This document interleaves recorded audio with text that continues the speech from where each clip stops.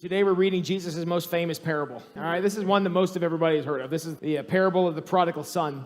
Clearly, it is not a stretch to say that the younger son was spoiled. Can any of you imagine going up to your father and saying, hey, I want my inheritance now? Now, I'll tell you right now, and my aunt is sitting right there in the back row, and she can verify what I'm about to tell you. If I went up to my dad and said this, I'll tell you exactly what he would say. He would say, it's going to be very difficult for you to inherit something from me when you don't outlive me. And he'd be cleaning his gun while he said that, okay? Am I wrong? That's exactly how he would have said it, right? Why? Because no self-respecting father would tolerate this from his kids. Yet not only did the father not freak out, he gave it to him. He wasn't even dead yet. Gave it to him. So it's very difficult for me to be surprised what the younger son does with the money, given the fact he's clearly never been parented ever before.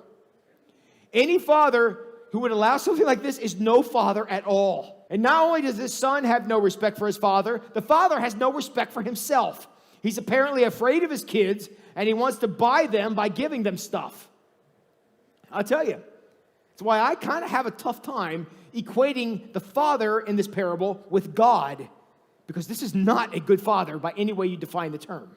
Now, I do not question in any way at all the enthusiastic welcome that God gives to sinners. I'm not questioning that. But I don't know that Jesus told this parable wanting us to draw that parable. I'm not sure that's the lesson here. Giving the son the money when the son asked, the father's actually cursing the son. And it becomes very clear just how big of a curse this was. When the son goes out, it completely falls apart. And what does the father do? He sits at home.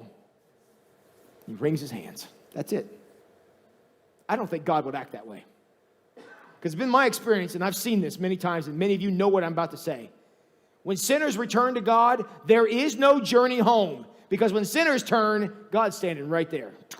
So what I believe Jesus wants us to see here is just like the sheep and just like the coin, when the son is returned, the father also wants everyone to celebrate the son being back. Just like the shepherd expected the 99 sheep to be happy about the one that was turned, and the widow expected her friends and neighbors to care about this valuable coin. They expected that. The father also expected everyone to celebrate because of the return of his son.